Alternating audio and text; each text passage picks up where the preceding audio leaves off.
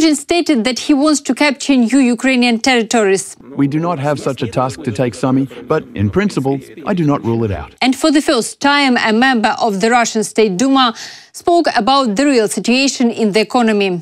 And why do you have such an expression on your face, as if they have already come for me? I'm Albina Piderniak. Next, we'll talk about cynical Russian statements, but how even high-ranking officials in Russia are afraid to tell the truth and anger Putin.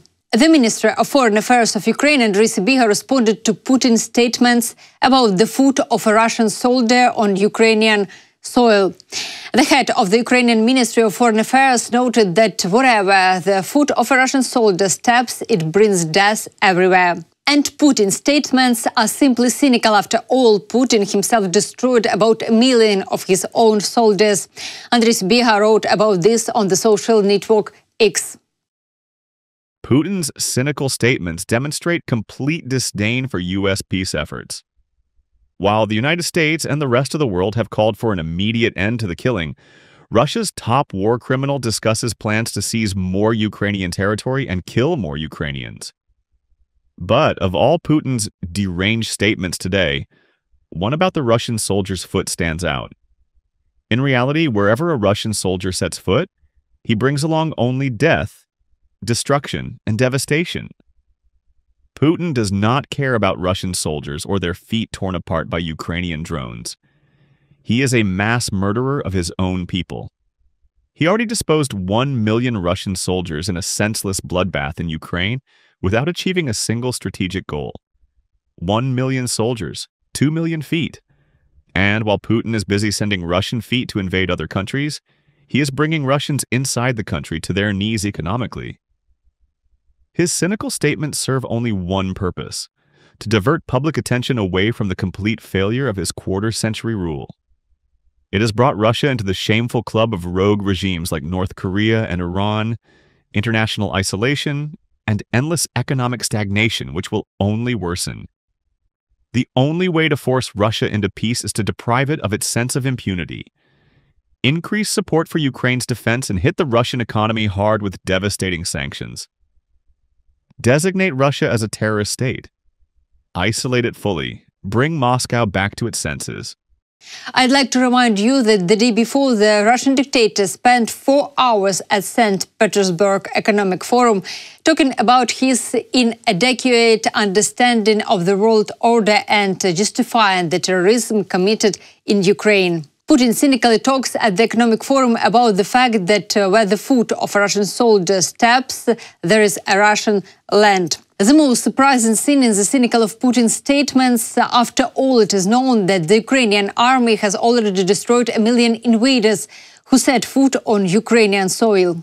When the conflict had already become so acute and hot, we proposed to the then Ukrainian leadership to immediately stop all conflicts and withdraw its troops from those territories where people do not want to live as part of Ukraine, where anti-state and anti-constitutional coups are taking place, but want to live either independently or as part of the Russian state.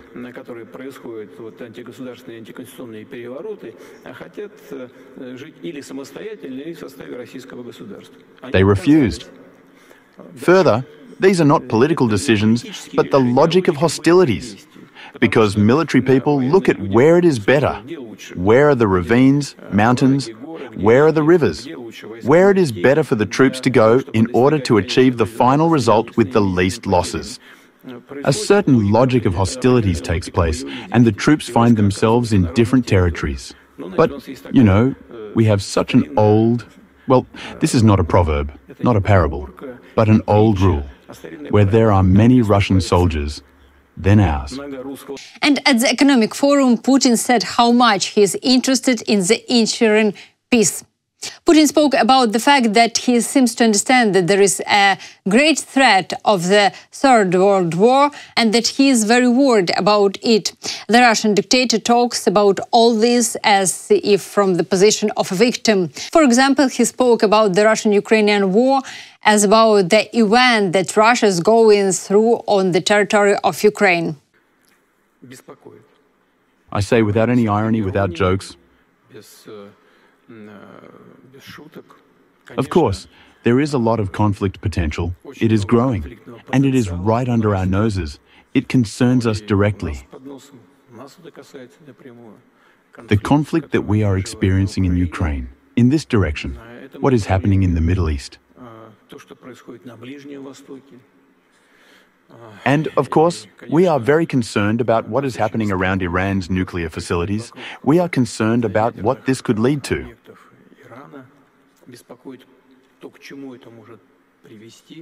And this requires, of course, not only our attentive attitude to the current events, but also to the search for solutions, and, preferably, by peaceful means in all areas.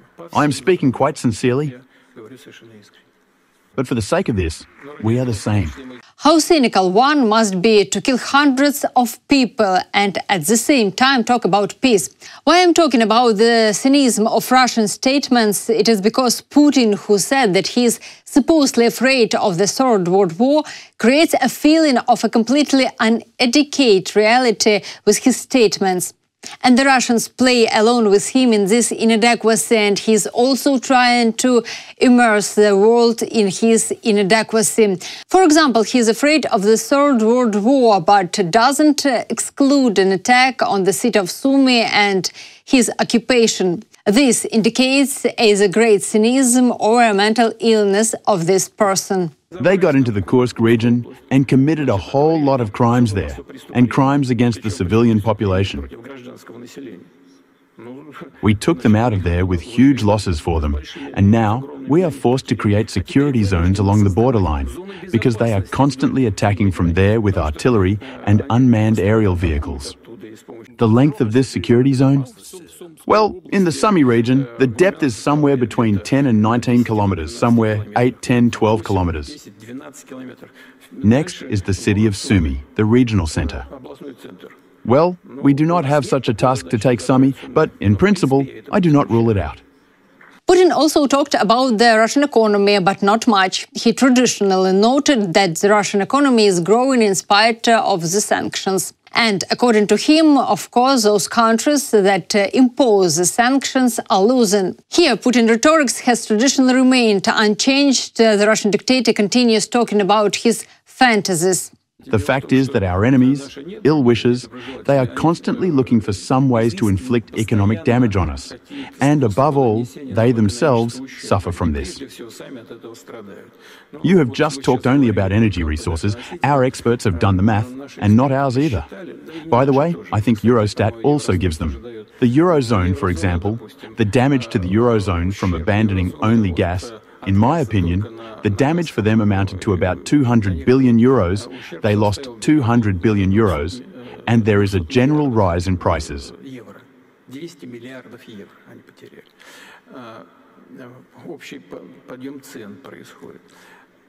As for the shadow fleet and so on,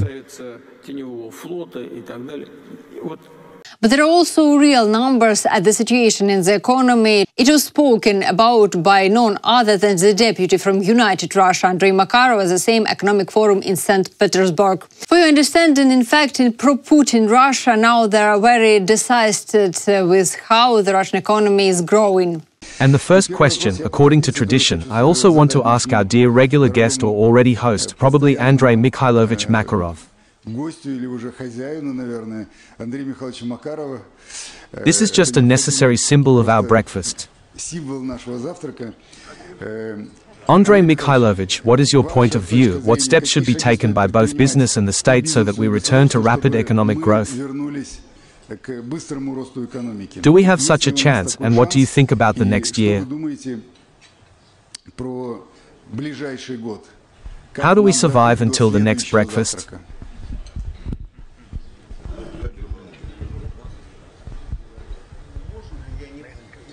Can I not talk about what I think? Because I really want to live until the next breakfast. This is the first thing. Second, unfortunately, in recent years, the discussion of economic issues has very often come down to the search, I would not like to say enemies of the people, but to the search for enemies. It seems that there are enemies somewhere who constantly want to damage business, damage our economy, damage the country. This is mainly due to the ignorance of those who can print money no further than offer, and therefore want to justify the problems that arise by the fact that there are enemies around. Andrei Mikhailovich, I apologize. Quit it. Keep going. And why do you have such an expression on your face, as if they have already come for me? Unfortunately, property rights are still poorly protected. The wars of claimants to property do not stop, even after court decisions are made, and the decisions themselves are often based not on laws, but on the pressure of interested parties. We must protect the rights of bona fide purchasers, both real estate and securities, of any property. Of course, not only large corporations, but also small ones. By the way, we also promised a small business. Today, it will squeak. Both domestic and foreign investors. Guess at once who said it. That's right, Vladimir Vladimirovich Putin. But when did he say that? Don't guess. April 3, 2001. 25 years have passed. Perhaps, let's admit honestly, that you and I, and we are all mostly elderly people here, have all passed, but we have not been able to solve the task that the President set 25 years ago. Well, I didn't succeed. Someone there says that the Soviet Union collapsed because Gorbachev, Yeltsin and so on were there. Here you see the second slide, please on the screen, if you have saved it. This is called the Basic Economic Law of Socialism. You can find it. This is the maximum satisfaction of the ever-increasing needs of workers. And so, I have to upset you, Anton Siluanov, because the needs of the working people will continue to grow constantly. And the state may not have enough money for ever-increasing needs.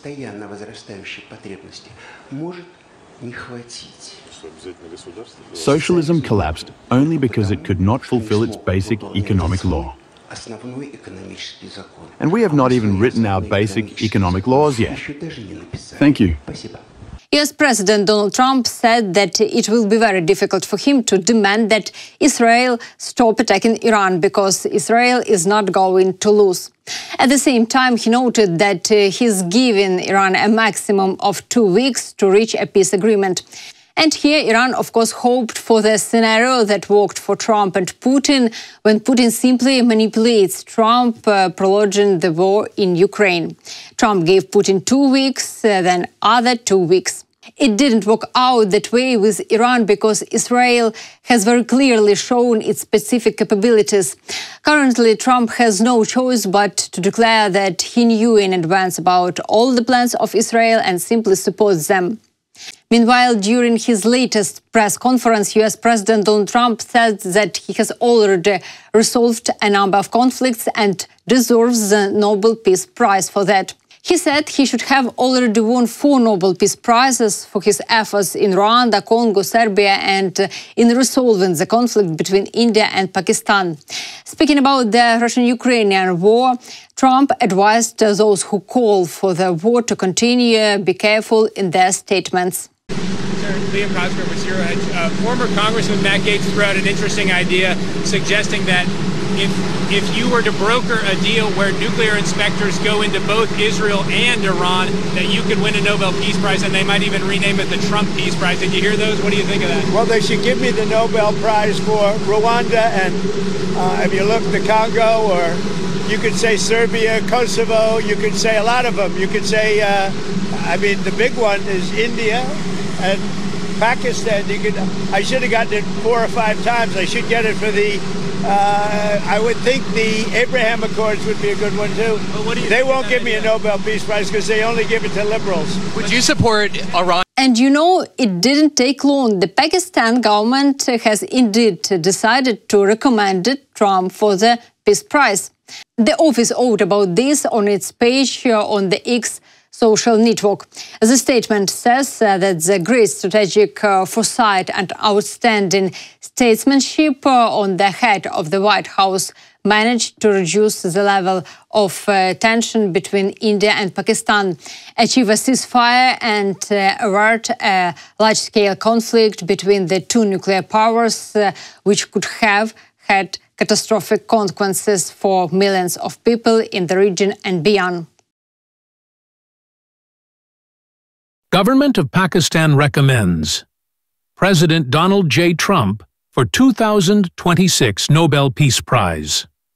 The government of Pakistan has decided to formally recommend President Donald J. Trump for the 2026 Nobel Peace Prize in recognition of his decisive diplomatic intervention and pivotal leadership during the recent India-Pakistan crisis.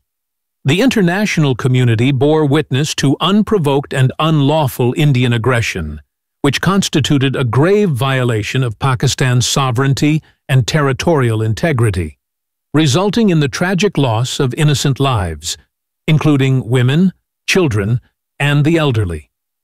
In exercising its fundamental right to self-defense, Pakistan launched Operation Bunyanam Marsus, a measured, resolute, and precise military response, carefully executed to re-establish deterrence and defend its territorial integrity, while consciously avoiding civilian harm. At a moment of heightened regional turbulence, President Trump demonstrated great strategic foresight and stellar statesmanship through robust diplomatic engagement with both Islamabad and New Delhi, which de-escalated a rapidly deteriorating situation, ultimately securing a ceasefire and averting a broader conflict between the two nuclear states that would have had catastrophic consequences for millions of people in the region and beyond. This intervention stands as a testament to his role as a genuine peacemaker and his commitment to conflict resolution through dialogue. The government of Pakistan also acknowledges and greatly admires President Trump's sincere offers to help resolve the long-standing dispute of Jammu and Kashmir between India and Pakistan, an issue that lies at the heart of regional instability. Durable peace in South Asia would remain elusive until the implementation of United Nations Security Council resolutions concerning Jammu and Kashmir. President Trump's leadership during the 2025 Pakistan-India crisis manifestly showcases the continuation of his legacy of pragmatic diplomacy and effective peace-building. Pakistan remains hopeful that his earnest efforts will continue to contribute towards regional and global stability, particularly in the context of ongoing crises in the Middle East, including the humanitarian tragedy unfolding in Gaza and the deteriorating escalation involving Iran. Thank you for watching this video. If you liked it, please like it, leave a comment. We'll definitely meet again.